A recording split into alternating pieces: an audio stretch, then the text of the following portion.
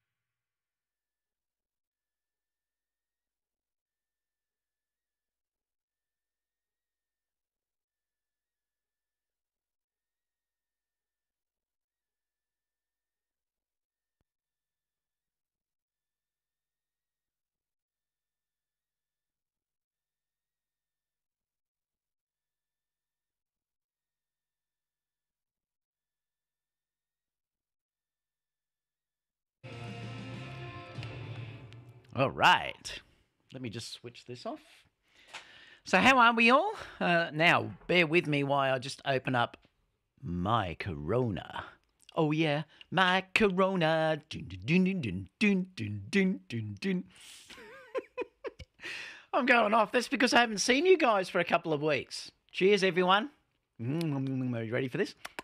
Hang on, I'll bring the echo on. You ready? Here we go.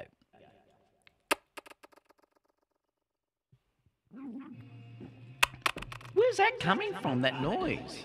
Let me just switch this off. So how are we all? Bear with me. I'll just open up my Corona.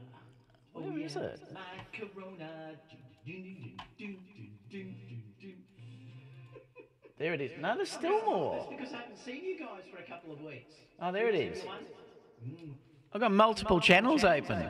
I've got too many. Let me quit this. So it was echoing all over the place. So how are we? I love it. 000 said there, I wasn't going to get drunk, but now I am.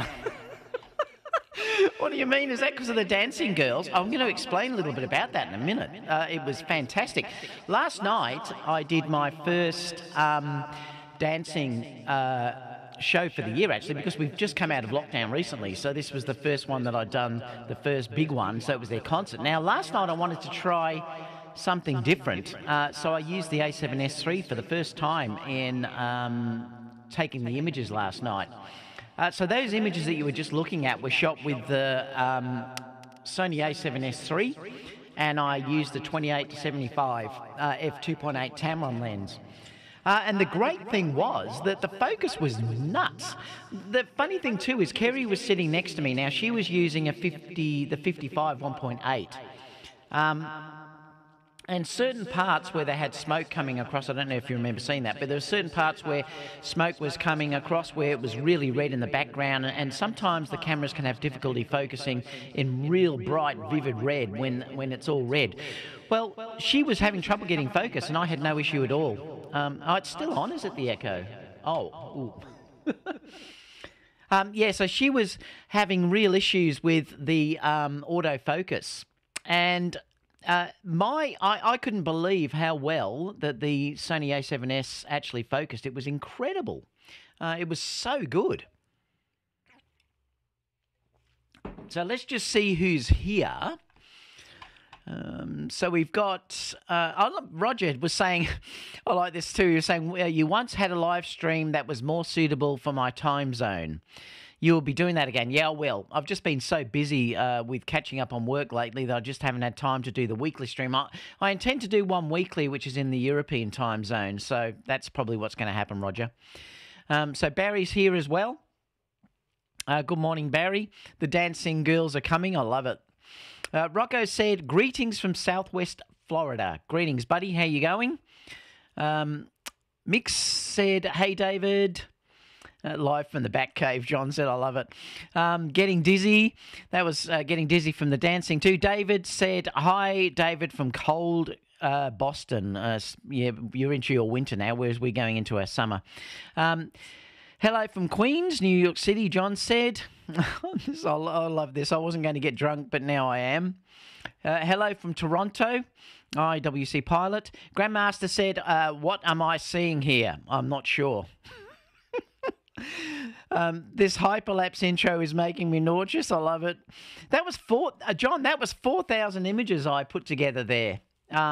In that you'd never know it. Well, I suppose you wouldn't knowing it looking through them. But I thought I'd just try something a little bit different. I might put it on Instagram, actually.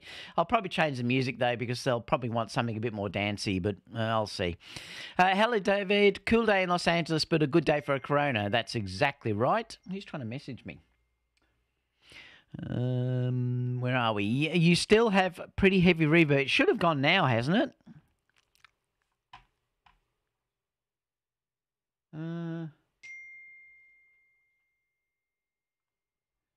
I think that should have gone now. Let me know if it's okay now. The echo, is it gone? They're probably old ones, so I think it should be fixed now. Let me go down here. Let me know in the chat whether the echo's gone. It should have. David Oster live from the back cave. I love it. Dave said, damn, David, are we going to have to crowdfund you some limes? I know. I've got, you know, the funny thing is I've got a lime tree out the back, but I just couldn't be bothered to go out and pick one. Cheers. Very nice. So what have you been up to? I've just been doing weddings. Yeah, it's gone now. Thanks. Yep. It was heavy when I wrote that. Yeah, that was my that little space you all out. That's for sure. Now I'm recording in 4K, so it's going to be interesting to see how this goes. Let me just see in here if it's saying anything about my streaming. Let me go back to where are we? Let me go there. Go live. It should still be in here. Manage. I just want to check what the stream strength is like. And let me go into this one. Yeah, well, it's saying excellent, so hopefully it's all going to be okay.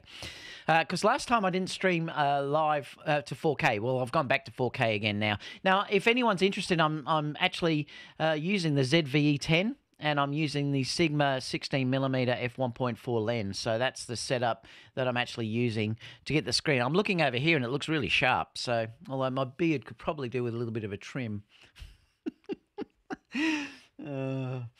Let's see what else people are saying down here. Everyone's saying the echo's gone now as well. Oh, Lord, yes. Can't drink Corona without a lime. Now you're making me feel guilty. I know I should have got one, shouldn't I? Oh, well. I'll still drink it. What's that mean? Well, what? Well, wait. Well, you'll wait while I go and get one. No, I can't be bothered. It's out there, though. Do you really want me to go out and get one? I can get a lemon. I don't think the limes are ready yet, but I know the lemons are ready. Should I get one? Let me know in the live chat, because I will rush out and grab one off the tree. I've got 20 million lemons on the tree at the moment. So have you all year? Like I was saying, I've actually got been doing weddings for the first time. So at least that's all starting now, and I've got a few I think in January. So things are really picking up. So I haven't been on live for the last 2 weeks due to the fact of the weddings that I've been doing, and also some dance shoots and everything else. So it's been a bit crazy. And plus the rumours have been really non-existent. I suppose that's because we're right at the end of the year. So, you know, it is what it is. It's probably going to take time for rumours to start coming out. But I've got a couple today that we can talk about. So that's, you know, that's pretty interesting as well. Mark said, yep, the echo's gone. Well, that's good. People will be listening when they come back and say, oh my God, what's going on? Yes, people are saying yes. Oh, I'm going to go to lemon. Stay there.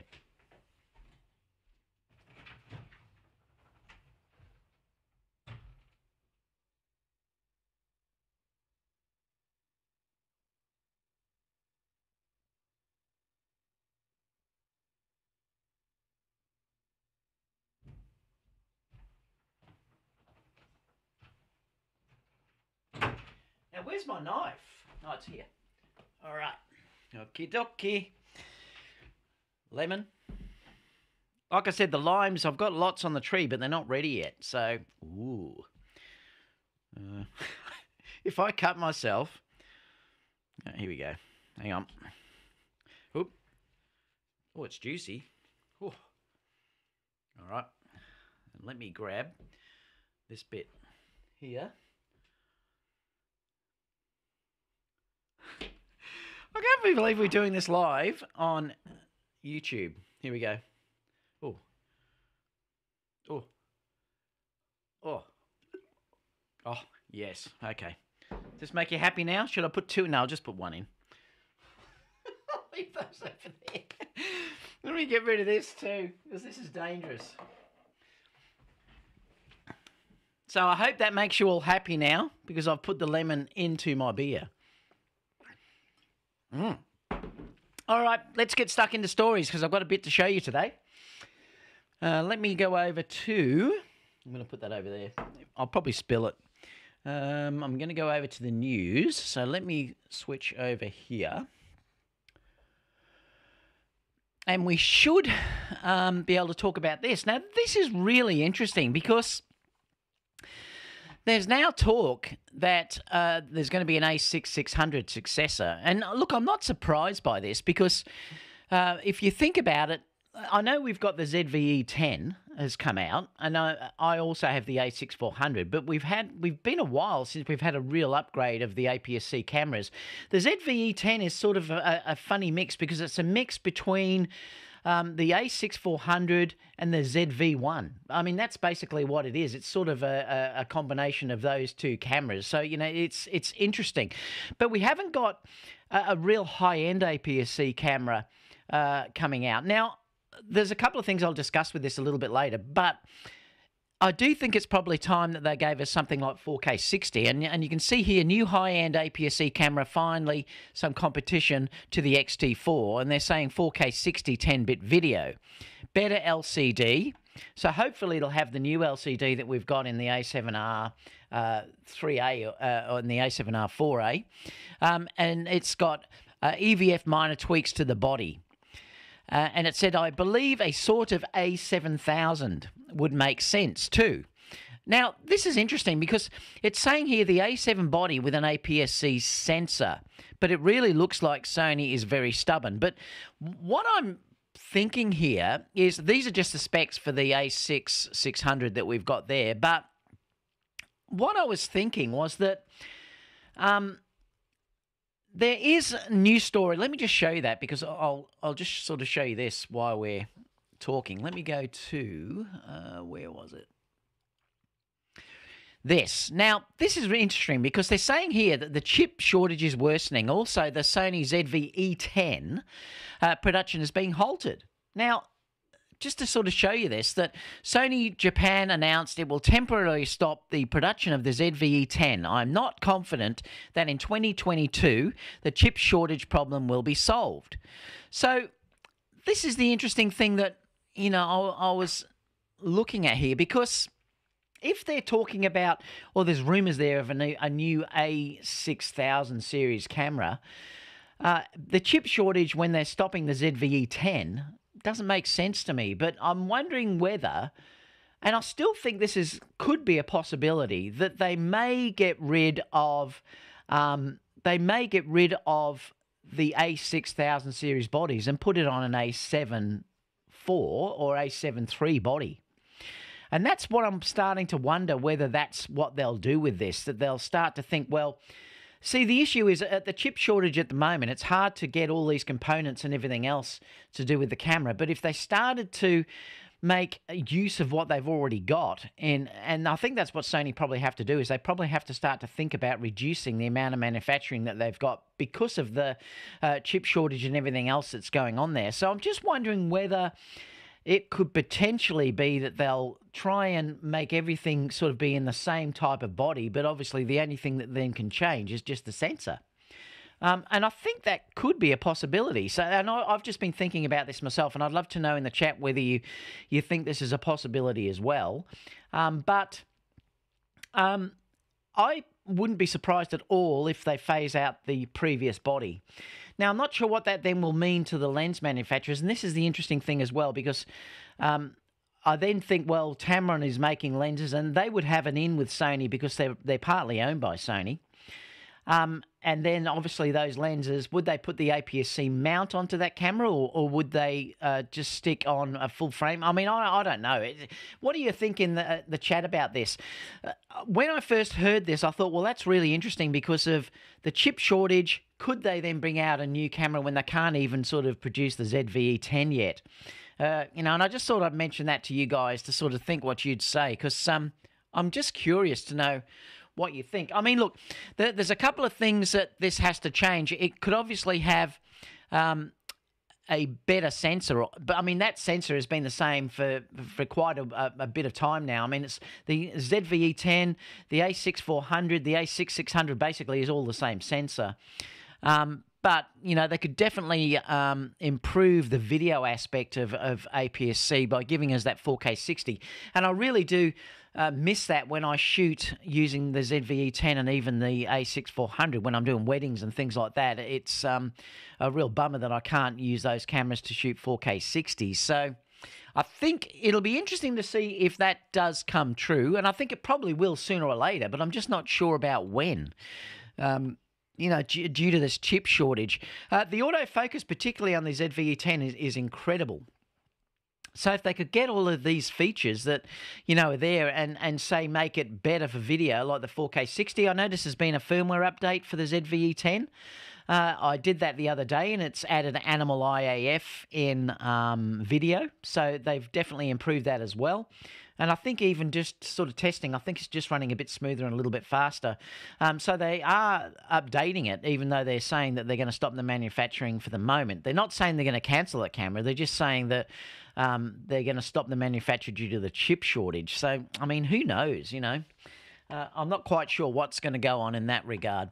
So that's that rumour. So I think it could be an a7000. I think whether they'll change this naming convention, I'm not sure.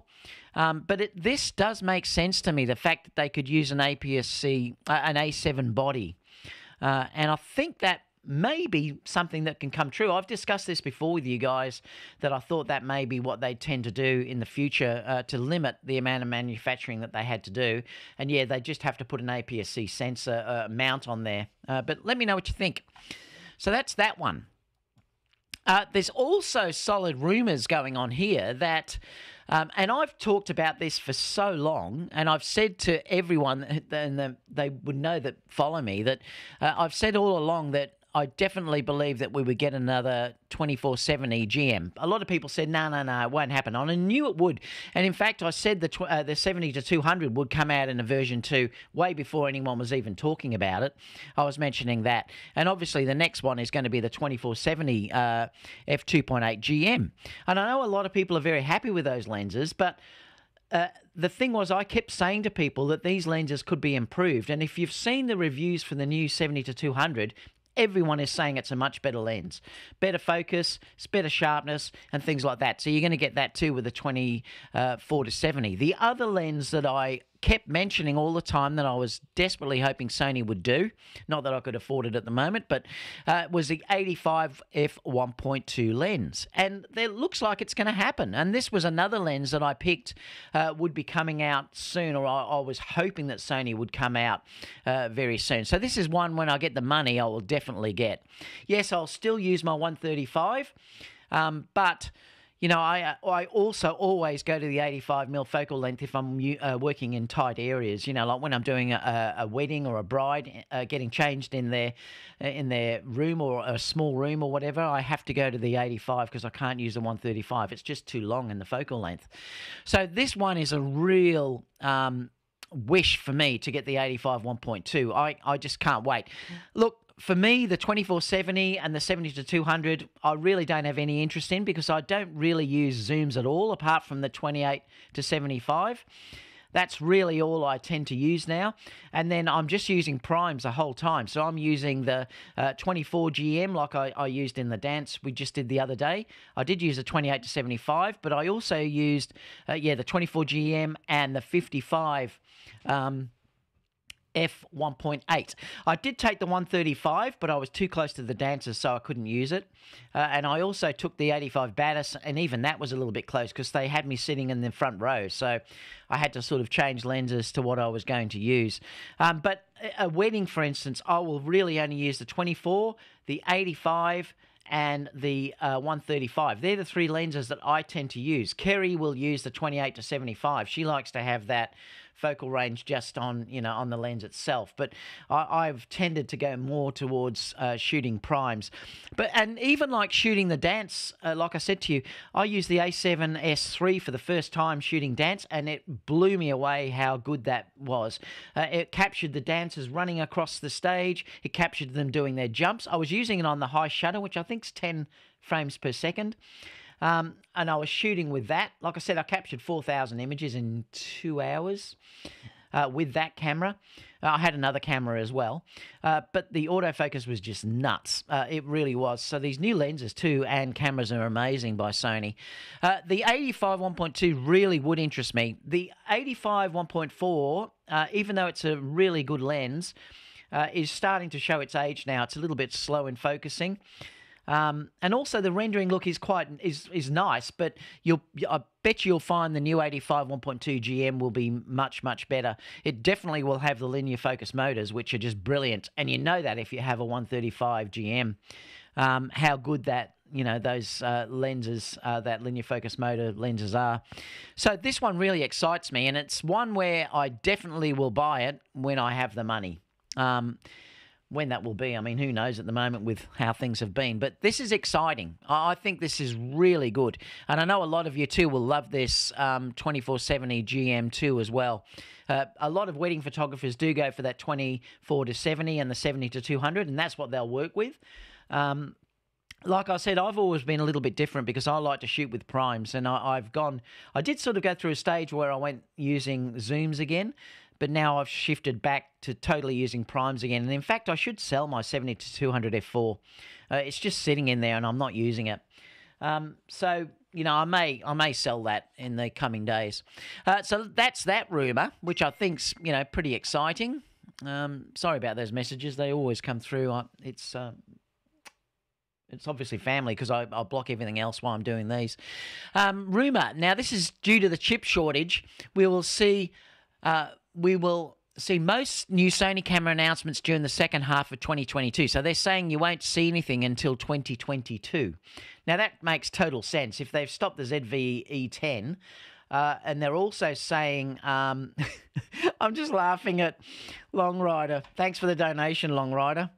He gave me a donation of $5. Did I see you put lemon? Yes, I did. Look, it's got the... See? There we go. Like I said, I could put lemon in there, but limes, but they're not ready yet on my tree.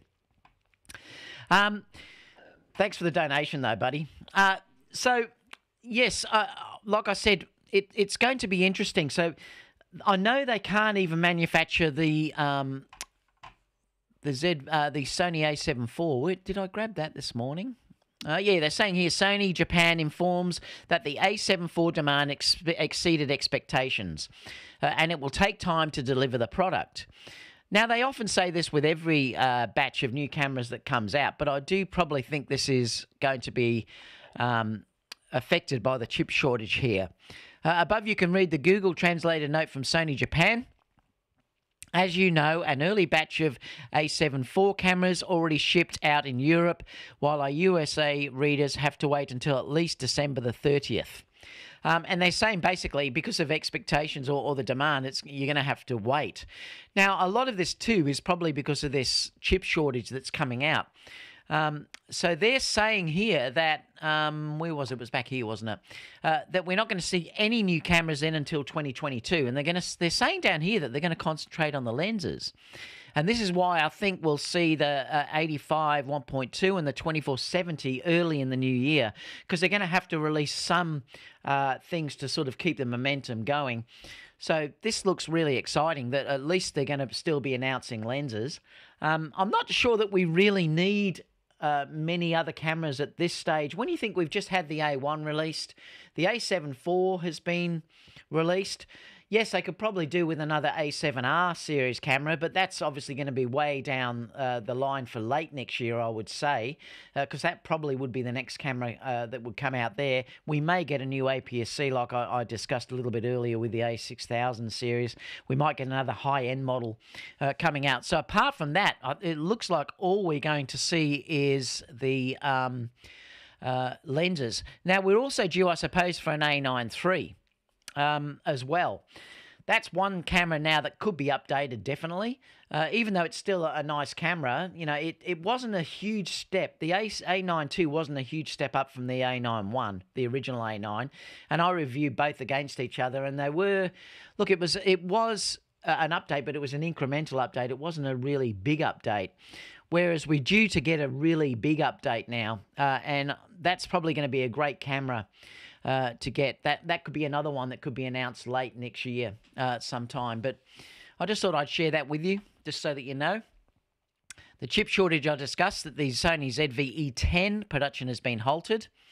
I'm not confident that the 2022 the chip shortage problem will be solved. It looks like it's going to take a fair while to solve these issues. But I checked Sony Australia, and they still had some of these available. And I think there's still some available in the stores at the moment, but obviously they're not going to get replenished if these cameras sell out. But they're still supporting it because, like I said, there was a firmware update just the other day for that camera.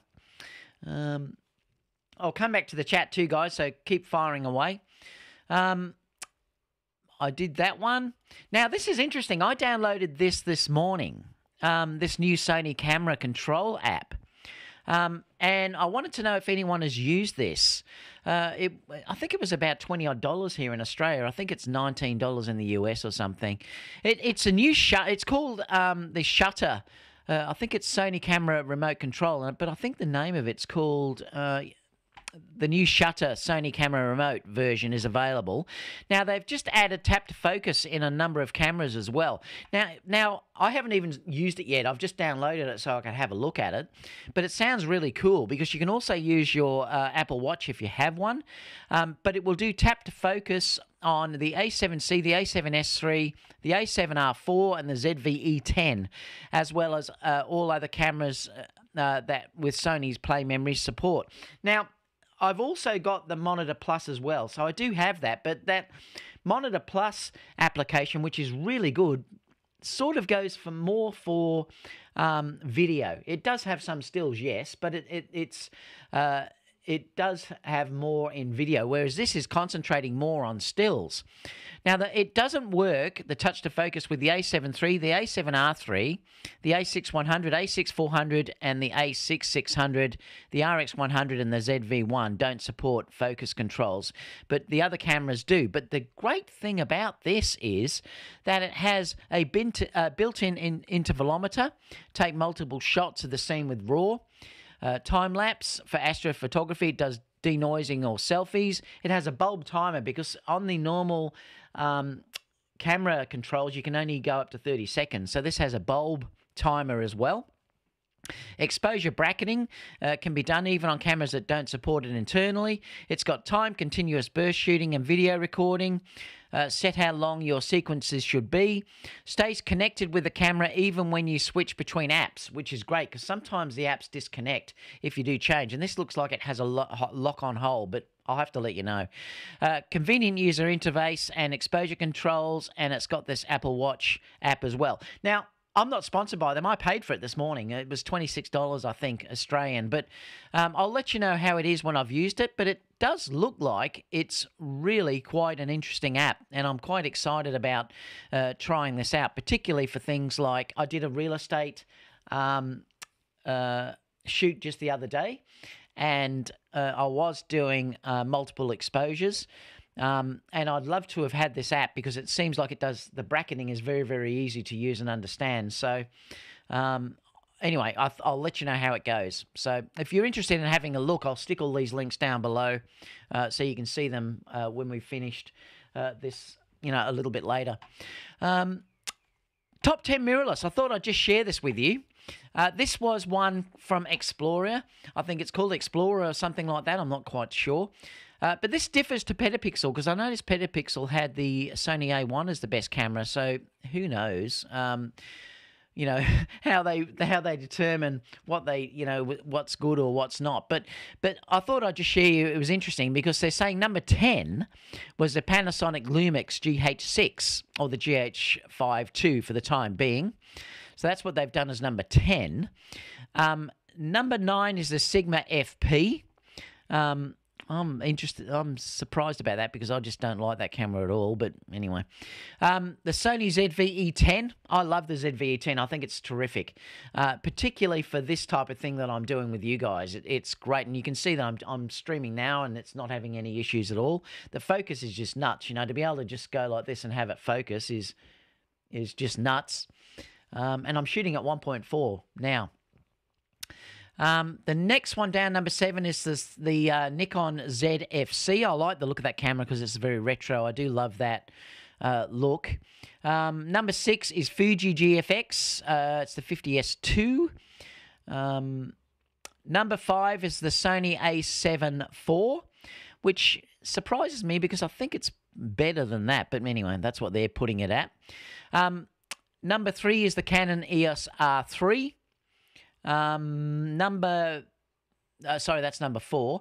Number 3 is the Fuji GFX 100S. That is a great camera, the Fuji. And they're saying the number 2 is the Sony A1. And that's just been pipped by the Z9. The Z9 actually is an amazing camera. If I was still shooting Nikon, I would have jumped on that like crazy, because that is an amazing camera, and it's really good. There's a real toss between that and the A1. Like I said, Petapixel gave the A1 the number 1 camera. So I suppose it's just what you want to see out of both of them. I think they're both amazing cameras, but Nikon really did produce an amazing camera. I was worried for Nikon, but they really have, hit the ball out of the ballpark with this the Z9. It looks like it's a terrific camera, and like I said, if I was shooting Nikon, I certainly would jump on board of that. Rob said, what's he saying there? David, you can go to bulb mode, at least on the A7R III, if you go into manual mode. Yeah, I'm not sure, because I don't shoot with bulb very often, but they were saying it wasn't available on a lot of cameras, Rob, so I don't know. That's interesting anyway, what you're saying there. It might depend on the older ones, perhaps don't have bulb or something. Now, the last thing before we'll open up Q&A was Capture One. Have just released the Capture One 22. I did pay for this, and I downloaded it, and I installed it yesterday. It's definitely running better on my computer than what the old version was. Now, the interesting thing, I should mention too, that I've got the fully spec'd new MacBook Pro. And the funny thing was, the other day I wanted to use Lightroom for something. Well, I can't remember why I was using it, but I was using Lightroom to do something. Oh, it's because before Capture One came out, I wanted to do the HDR, and Lightroom has it built in. And because I was doing real estate, I wanted to use HDR images to get the window light coming in as well as the room light up. So the interesting thing was, though, that I've got 64 gigabytes of memory on this machine, and it's the only time I've ever seen it come up with a memory problem saying I've almost run out of RAM. And that was the first time that I've seen that, and that was using Lightroom. Capture One, I've never ever seen anything like that, and I use Activity Monitor to check my because there is this so-called memory leak that's going on with the Apples. I haven't had that yet, but I was just checking. So I have the Activity Monitor open to see what the memory usage is. And boy, Lightroom is a memory hog. It was incredible. Like I said, it was using nearly 50-odd megabytes of RAM. And compared to Capture One, which is only using something like 20-odd or 30 at maximum, Lightroom, it was really interesting that it was using that much memory. And I don't understand why, but... So, I definitely think that if you're thinking about it, Capture One seems to run much better than what Lightroom does, that's for sure. So I did update Capture One to this 22. I had to play around with the HDR merging, and it worked very, very well, what I was trying. Panorama stitching I haven't tried yet, but I will. I do love this auto rotate, though, and I think this is going to save me an awful lot of time, because it's the first time Capture One has used AI in their software. What it does is it actually automatically looks for where it would think a horizon would be, and it straightens the images up for you. So what you could do is just select all and then run that, and it will straighten all the horizons for you without you having to do anything. Then you could just go a bit later and check your cropping and things like that, but at least it would straighten all the images up. And from what I've looked at, it works really well. I think I probably would have bought the program just for that alone, because I'm always shooting beach shoots and things like this with dancers and everything else, and I'm always having to, fix that horizon, because I'm sort of really anal on it, I should say. But it's you've got to get that line dead level, particularly if you're doing seascapes and things like that. So having that ability to run that automatically to go right through is terrific. So anyway, I think that's great. It also has wireless tethering for Canon. I'm hoping that they bring that in as well for Sony eventually. But, who knows? But I think it's a good update. Look, it's not a huge update if you're looking at specs for what they've given. Because really, I suppose you've only had these 3 things if you're not a Canon shooter where it's been updated, but they have updated the performance too. It does seem to run smoother than what it did before. I believe if you're a Windows user, it's going to be much faster, because we had some updates in Capture One when they upgraded to the M1 version on the Mac. So if you've got a PC, there's a big upgrade in this, because they have upgraded the catalog and things like that. They've upgraded all these other things on the PC side, Windows side, that will make it run much quicker. So I do suggest, if you've got the money, I think it's worth the upgrade anyway. But stay tuned. I'm sure they'll add more features. I'd love them to add focus stacking, because that would be great to play around with shooting wedding rings and things like that. I'd love them to add that in, and I'm hoping that comes in the next version, or with an update or something like that. But anyway, that's been released, so it's terrific. So let's have a look at Q&A. So if you have any questions at all, fire away, because I'll go through a little bit of Q&A with you all before I have lunch.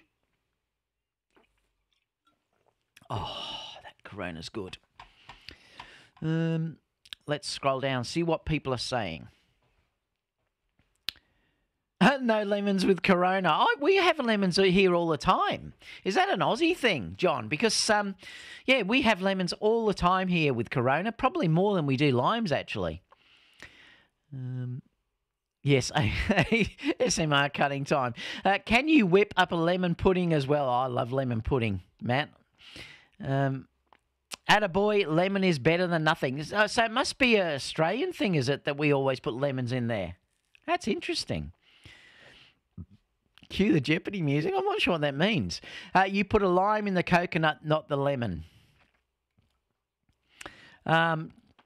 No one can dislike your videos anymore. How about that? I know, isn't it funny?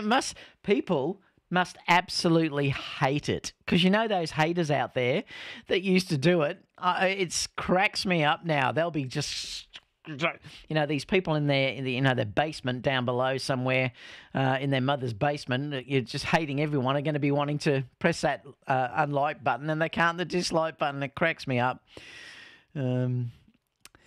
If it gets a high-res sensor, I will get the high-res LCD. Otherwise, it won't. You're talking about the A6, new A6000 series, yep.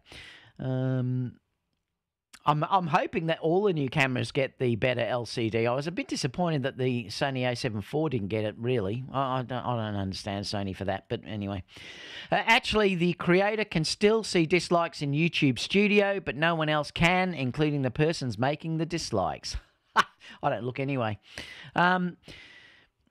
IWC Pilot said, do you think we will see some price increases on camera and lenses in early 2022 with inflation going through the roof? Yeah, I do, actually.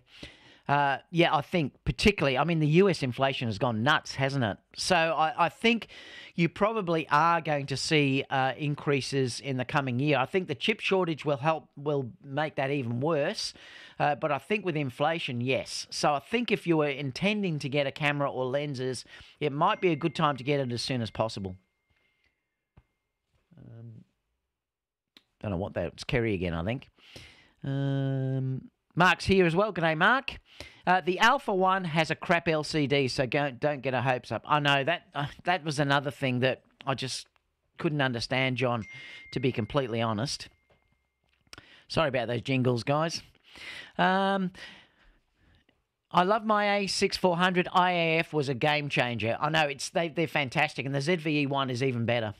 A ZVE10, is unreal. It is so good.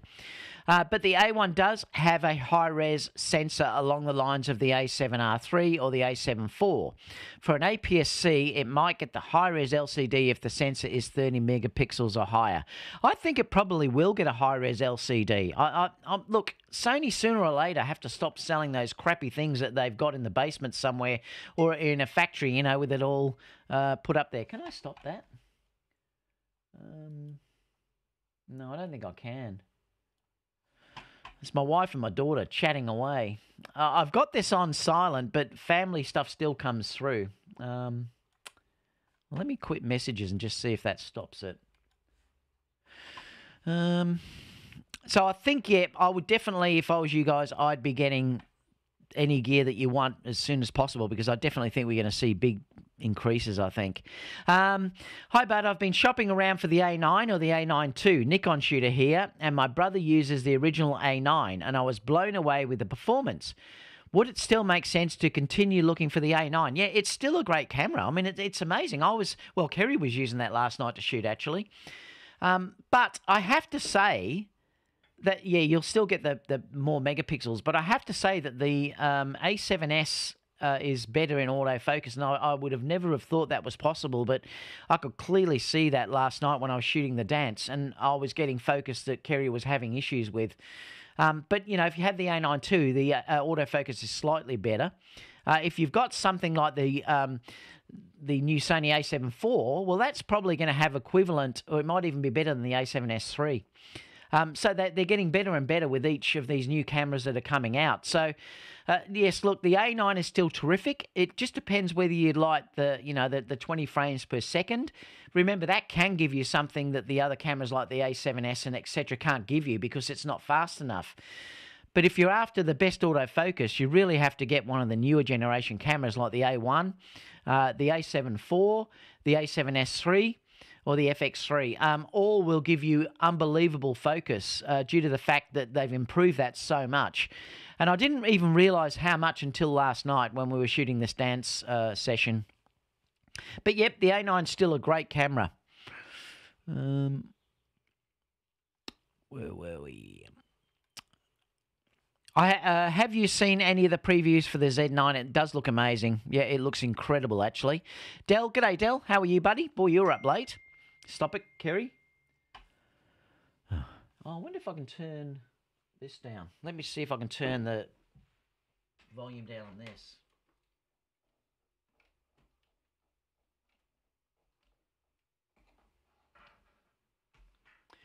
That might stop it because it's on a different thing to the microphone.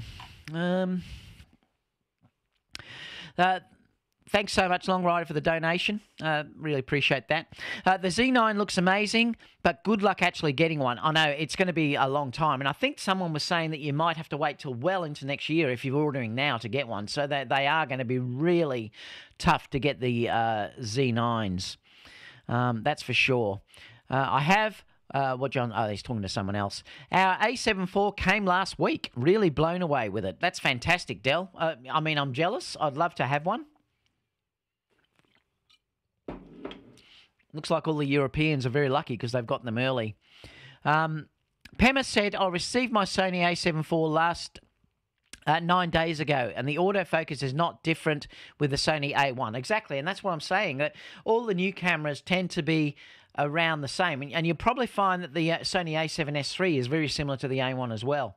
But you've got other features in the A1, which is the 50-odd megapixels, you know, and the 8K recording and things like that. So it's still a much more high-spec camera than what the a7 IV is. You've got true 4K 60 in that camera. You know, there's things like that. Whereas in the a7 IV, it's cropped. Not that it really matters, but it's cropped. But it's a great... Definitely, you're saying it is absolutely worth the upgrade. I'm sure it is. David, is it worth it to upgrade the G Master 50mm 1.2 from the Zeiss 55? Look, the 50 1.2 is amazing. It just depends, really, if you're not happy with the 55 1.8. I mean, the 50 1.2 is a much better lens. Let's face it. I still love the 55 because it's tiny. It's great autofocusing. But it does have some chromatic aberrations and things like that, you know, it's not perfect, that's for sure, but I love the look of it. You know, I really do love the look of that lens. And in fact, that is exactly what, I mean, I can show you. This was shot with that lens. Let me just get out of here for a second. Auto. Let me just go back. Can I bring it up? Just trying to see which camera it's on. I don't know if I can now because of the green screen. I don't think I can. Let me see. I'll just see if I can bring it up.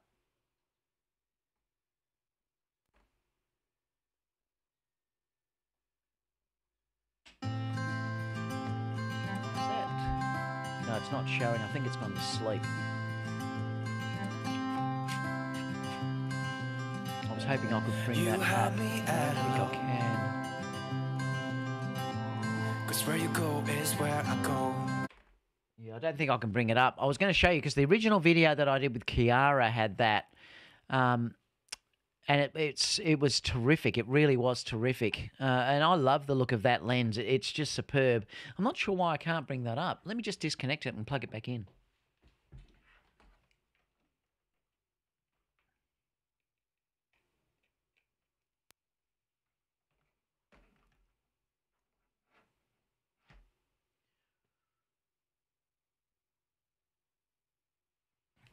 No, it won't come up.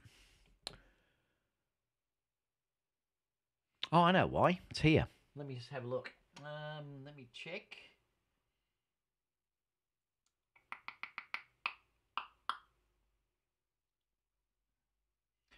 All right, so this video is shot with a 55. The whole thing, with all the video side, was shot with a 55. Just have a look. Let me go play.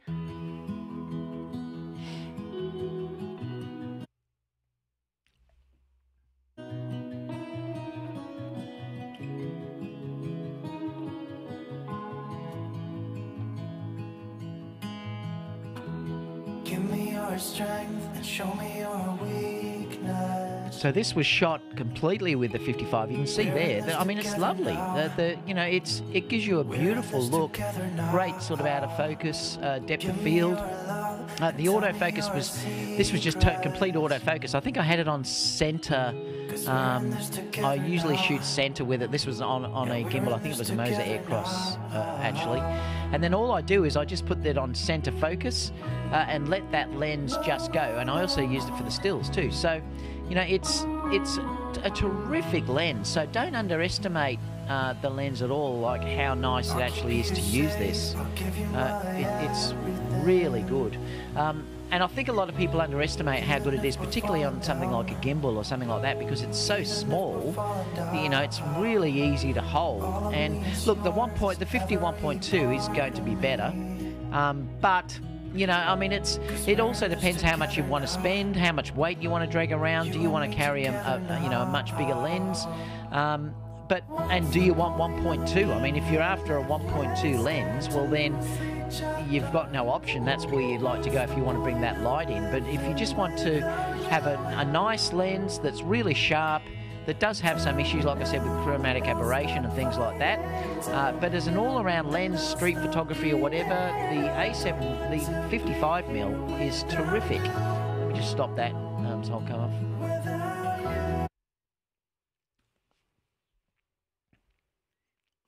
And I need to go back here. All right, yep, so that's, you know, I do sort of have a love for that 55, so I wouldn't sell the 55. I'd keep it, but the 51.2 is definitely a better lens, yes, if you want to go down that line. I mean, it's beautiful, that lens.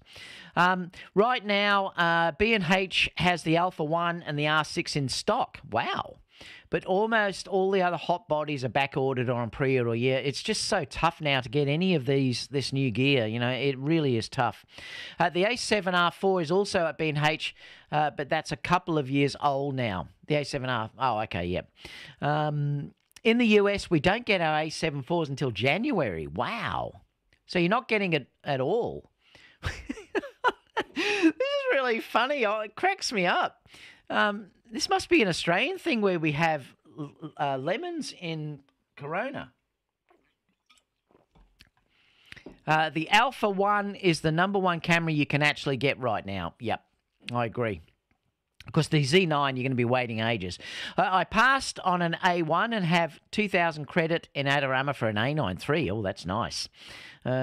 That's probably one that I would be interested in getting, Long Rider. Like, I didn't get the A9 II because I didn't think it was a big enough upgrade. But the A9 III might be the one to get. So, you know, there's a fair bit of time between the A9 III and the A1. I would be not surprised at all if the A9 III surpasses the A1 in almost everything, apart from that 8K video. I think they might keep that just for the A1s at this stage, but it's going to be interesting, that's for sure. John said, your thoughts on Adobe's latest updates with the mask? I love it, actually. That's the first time when I went in to do the real estate stuff. It was the first time that I'd used the masking updates in Lightroom, and it was brilliant, actually. I mean, that was so good how that worked. And I think it's probably the best implementation I'd seen of how that works. The only issue for me, like I said, was the performance sucked, and I couldn't believe it. I hadn't used Lightroom for a long time. I mean, I used to use Lightroom solely until 12 months ago when I switched over to Capture One. And then I noticed, wow, Capture One has a look about it. Like I think the files definitely look nicer that I get out of Capture One as compared to Lightroom. But it was more the performance. Like the performance in Capture One is light years ahead of what I was getting in Adobe. But yes, John, the masking is brilliant. That new masking that Adobe have done is really good. I just got my camera and double-checked. Yes, bulb is available in manual mode. Thanks, mate. Congrats to Capture One 22. They have achieved the capabilities that On1 had more than 3 years ago. Yeah, and I noticed On1 also has a new update coming out in a few days, I think. What is it, version 22.1 or something? Which is also a good program too. Liquid lunch, I love it. Brandy with cookies. John said, turn off notification bells on your phone, David. I have, though, John, but the thing is, I think it's because their family, I've allowed family to come through. It's actually, even on my phone, it's on no disturb, but I've allowed family to still come through. But it's stopped now because I turned it off on the stereo anyway. Pema said, received my Sony a7 IV last night. Oh, I read that before. When Sony brings out the a6600 successor, it really needs a better sensor with much better rolling shutter. Yeah, it's terrible. And that's one thing too, with the rolling shutter on the a7 IV, it's not good either. That's one thing where I love the a7S III, because the rolling shutter is, well, really, it's almost non-existent in the a7S III. The rolling shutter on the a6000 series and the a7 III and the a7 IV is even worse. Yeah, they really do need to address that, that's for sure. They just need a faster sensor. What else? Where was I up to? Is there a difference between A7C and the A7 IV in terms of autofocus? Yes, the A7 IV will be much better. Yep, definitely, much better. I hope the a7 IV gets wide release soon. I can't afford one, so I can find a decent deal on a used a7 III. Well, there should be a few of those around, but yeah, like I said, if they can't get one, they'll hold off on selling the stuff, you know, to get one. I mean, I actually thought at one stage, well, I could probably sell my a7 III and the A9 and get an a7 IV. But then I'm losing two cameras sort of for the sake of one, and I don't know, it's hard to know what to do, you know. I could probably come out with almost paying for the new camera, but David, you're one of a kind for camera reviewer and camera news. Oh, thank you, mate. Rob said, Tamron, we know you have said that at least 3 or 4 times. I hate... what's that? I hate Sony a7 IV, but I miss real-time focus. 33 megapixels is a very sweet spot for print of a landscape photo. You're saying you like a 33 megapixels. Bill said Adorama has the a7 III for $1,499. I know it's a pretty good price, isn't it, for a pretty good camera. You can certainly get some of the older ones for really good prices now. Like even the A9s, particularly used, you can get some really good deals on that camera at the moment. Pema said, still G-Master 50 1.2 is not sharper than G-Master 135. Now, the 135 is just, there's something special about that lens. It is nuts. The 135 GM is the sharpest lens that of any Sony lens. Also, the 90mm macro is incredibly sharp too, as well. I'm just seeing if there's any others. John said, slow sensor readout on the a7 IV is its biggest weakness. Slow burst and rolling shutter really disappoint. Otherwise, a really good camera. Yeah, you're right, John. Apart from those two things, that is an amazing release. I still think, like I said, if I had the money today, I would go out and buy another a7S III, particularly after doing that down shoot that I did yesterday. I was so incredibly impressed with how that went. Incredibly impressed, actually. you just have to work within the 12 megapixels. That's the thing that you've got to deal with that camera. If you don't crop much, well, you're fine. But I absolutely adore that camera. I really do. But it's $5,000 here in Australia, so it's expensive. The A7 IV, I think, is about 3.5. I think it was something like that. So yeah, it's tough to know, what to do. I mean, I'm okay at the moment, but I suppose if things really start to pick up, I'm going to have to think about doing something, because the last wedding that I did, I really missed not having two cameras with 4K 60 due to the fact that I needed the slow motion. In fact, I had to use, because I wanted to slow down a couple of things, what I did on the day was, I'm so obsessed now with using my A7S III for stills that I didn't want to use that for video. Sounds funny, doesn't it? But I didn't want to use it for video. So I used it for a little bit of video, but I used the A7 III for most of the video on the day on the gimbal. And what I did was I ran it at 4K 25p. Now, what I've done is I've used Topaz, what's it called? I'll just tell you what it's called. Topaz. It's called Topaz Video Enhance AI. So I've used that to up-res the video footage, and it actually does a really, really good job. But the problem is it takes time. I mean, it's much easier if you're shooting in 4K 50 or 4K 60, and then it's done, and you just have to slow it down in post in the video. But because I shot a lot of it with the 4K 25p, then I looked at it and I thought, wow, I'd love to be able to slow that down, to get that beautiful flowing motion of a bride walking down the aisle and things like that. So I have used that video enhancer, the Topaz one, and it's worked well, but it's much, much slower. I really do need a second camera that can do 4K 60. And that's why I would love to get another A7S III if I had the money. Like I said, I'd buy that in a heartbeat. The A7 IV is the next bet for me, but the rolling shutter could be an issue. Also, it's cropped. Now, that I could get around that just by putting a wider lens on, but, it's sort of hard to know which way I'm going to go.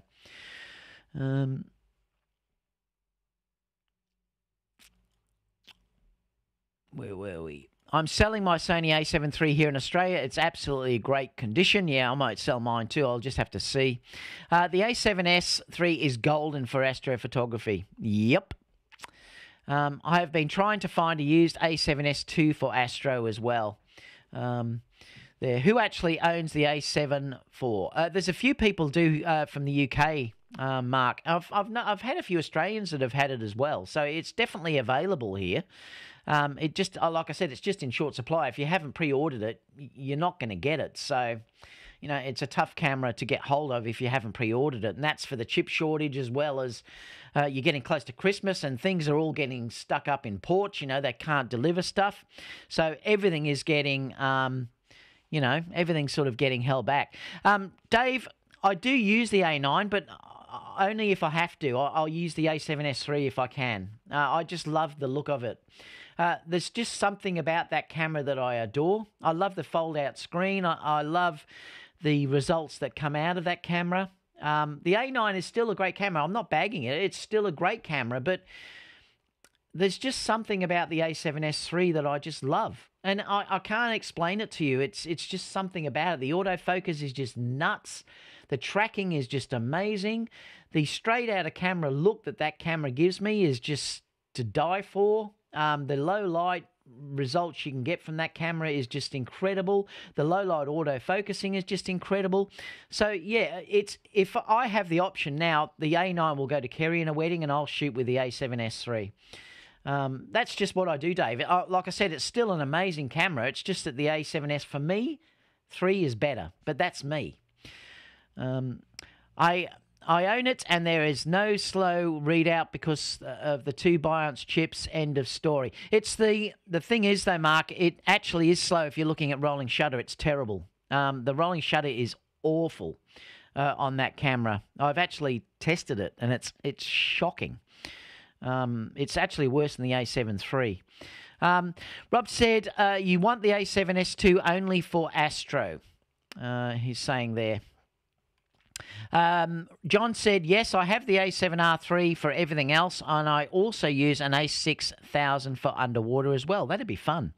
You've obviously got a waterproof casing for it. That'd be really good fun, actually, John.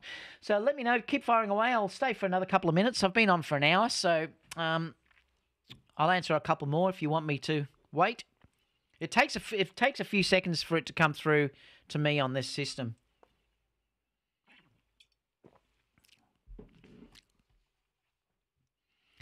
Pema said, I got the Sony a7 IV 9 days ago here in Australia. Otherwise, I have to wait the next 4 months. Yeah, that's what I thought. I noticed on the Sony website, they're not saying how long it is to deliver, which is interesting. They really should say how long it's going to take to get one. They just don't mention it. I suppose they don't want anyone to know. Rob said, B&H has the A7 II in stock, have they? I mean, I started out with the A7 II. I wouldn't buy an A7 II, to be honest. The autofocus now is just terrible compared to the newer cameras. I'd get the A7 III. I'd save up a little bit more and get that. The A7 II, really, if you go back to that, you would notice a massive difference with how that works.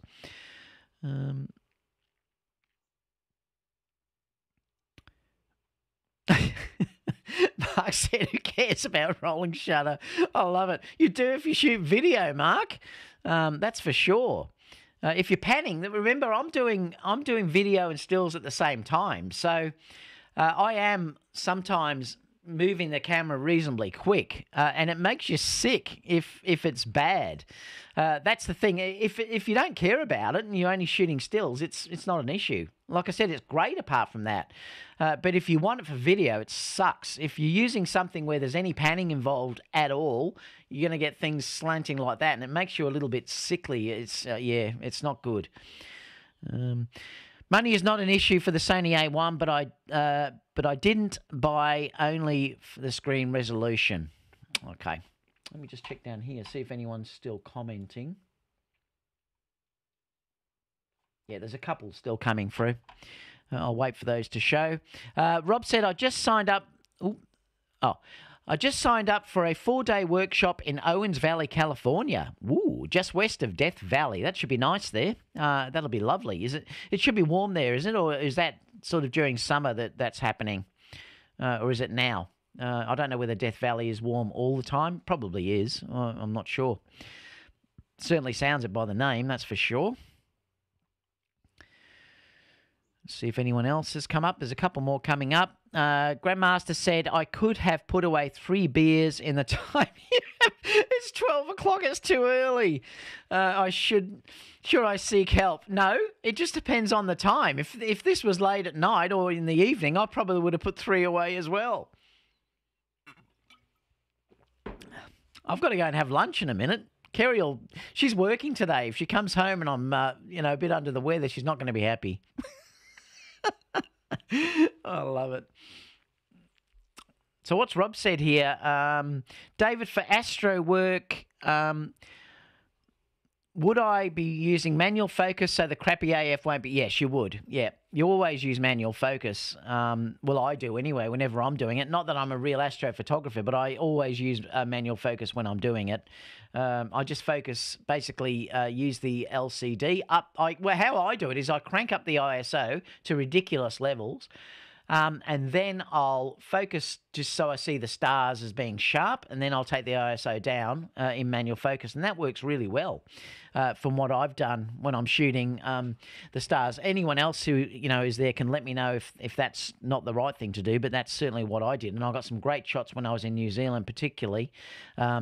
It was amazing there. New Zealand and this part of Australia, which is in the centre of Australia, have the best light in the world for stars because it's the darkest that you can get. There's one point in New Zealand, Lake Topako, I think it is. I think that's how you pronounce it, where that's also one of the darkest. And there's one somewhere in the Australian desert too, which is the darkest in the world as well. 2 spots with the less light pollution. The workshop is in September, pretty high elevation, so it should be nice and cool. That'll be cool. How come that's not showing? Oh, yeah, there you go. Came up. Sometimes they don't show up. It was there. Yeah, that's weird. That one won't show. Must be a bug in this software. We are locked here in Australia, 24 months, not interested travelling. Well, it's meant to be opening up on the 15th, so... Death Valley gets cold at night during winter, but still hot in the daytime. By the way, I've downed almost a bottle of wine during this call. G'day, Ike. How you going, buddy? So the A7S, no, not really, Mark. No, it's almost non-existent. I mean, it's still there, but barely visible. It's incredible, the difference, actually. If I pan with something like the A7S III, it looks awful. If I pan with any of the A6000 series cameras, it's terrible. The rolling shutter on the A7S is probably the best that I've used. It's incredible, actually. It's so good. So sad for Australia not to travel overseas. Well, you can now on the 15th, I believe. Having a home brew stout, Steve is having. What makes the A7S body so much better for astrophotography? It's just it's the photo sensors are so much bigger. So you know it's better for capturing those low light images. That's why. You're right. I'm focusing for astro. Thanks, Bill. I wasn't quite sure. Moving Matt. Thanks, buddy. $5 for Moving Matt, showing just in time to show you some love. Thanks so much, Matt. Low light capability, yep. And John just said thumbs up at Moving Matt. All right, guys. Well, that might be it, I think. I think I need to go and have some lunch. Thank you so much, everyone, for joining me again today. I will be back again next week. I don't think I've got a wedding. No, it should be back next week. Then it might be a break until Christmas. I'm not sure. Just depends on what's sort of available and what news is there. So we'll see, you know, how we go. Rob said the A7SX sensors are around 12 megapixels, so the pixel density is very little noise at high ISOs. Yeah, they're amazing. And like I said, even the dance concerts yesterday, it was brilliant. How it actually worked. I mean, the interesting thing was yesterday I used, just to sort of explain how I did it with my camera, I like to use a minimum of 1/500th of a second shutter speed in dance shows. That's because I'd like to try and freeze the movement of the dancers when they're jumping and things like that. So the only way you can do that is if you want to go to 1/500th, you really have to up your ISO. And that's what I did. So I used auto ISO. I set the upper limit, I think, at 64,000 ISO. And the results, I'll tell you, are pretty good. I just let that go. I used aperture and set the aperture on its lowest I could go down. And I used auto ISO set at 1/500th of a second. So it just raised the ISO to keep the 1/500th of a second in the exposure. And that worked terrific.